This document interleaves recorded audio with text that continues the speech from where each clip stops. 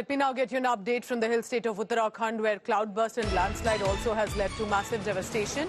Indian Air Force has started the rescue operations in Kedarnath with one Chinook and one Mi-17 V5 helicopter that has been pressed into service. NDRF teams are already on the ground. There has been destruction with the visuals that are coming in constantly. We are told that more assets of the Indian Air Force will be on standby. Now, the focus is Indian Air Force because these are roads and routes that have been disrupted. So you cannot take the road route, and therefore the Indian Air Force choppers will be used for the rescue operations as well. Remember that while, of course, there is the NDRF, SDRF, it is our Indian Armed Forces, whether it's Navy, Army or Air Force, that clearly jumps into these emergency services with the training, the resources that they have to help our people.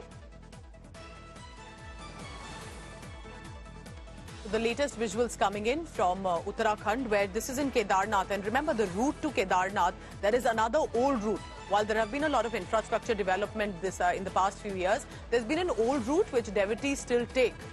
That route has also been affected and disrupted with regard to the traffic on that, and that is where the choppers will be pressed into service as well. The aftermath is not as huge as possibly in Wayanad, but still look at how Uttarakhand increasingly, unlike Kerala, Uttarakhand increasingly is witnessing these cloudburst, landslide, devastation visuals, and therefore a lot of questions will also need to be asked. Is it just about natural disasters in our Himalayan region, in Himachal and Uttarakhand, or is it as much about urban development that hasn't really been thought about in the region? We're trying to get an update coming in from this. Ankit Sharma is now joining me for the latest on that. Ankit, what sort of impact are you witnessing around you in Uttarakhand about what has happened, the cloudburst that triggered a landslide, and how Indian Air Force will be pressed into service here on for Kedarnath? Good morning, Pooja. Well, after the natural calamity struck, the cloudburst happened on 31st.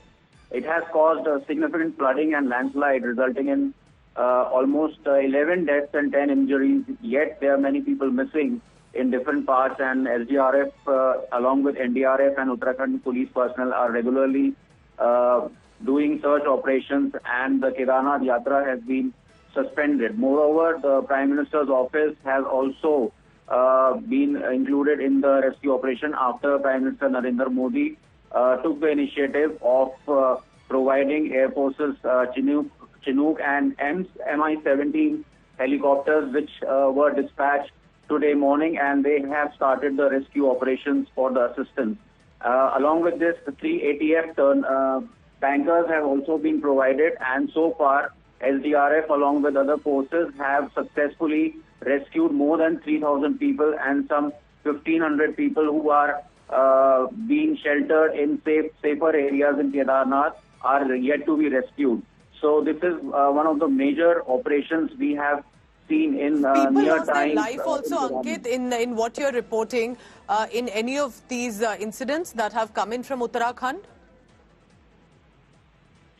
I'm sorry, Pooja, could you please come Ankit, if you can hear me, has there been any fatalities, casualties here in Uttarakhand because of the landslide and cloudburst?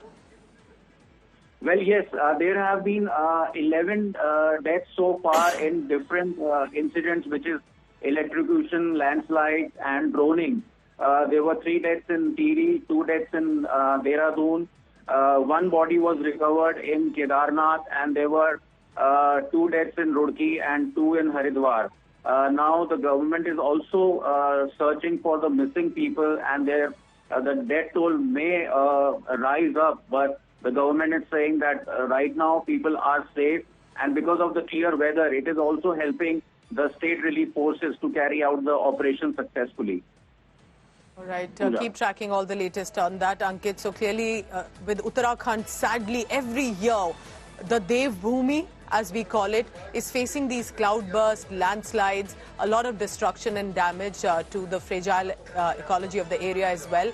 And many have rightly asked over these years, is it simply a natural calamity, or a lot of careless urban development decisions that have been taken have led to these incidents as well?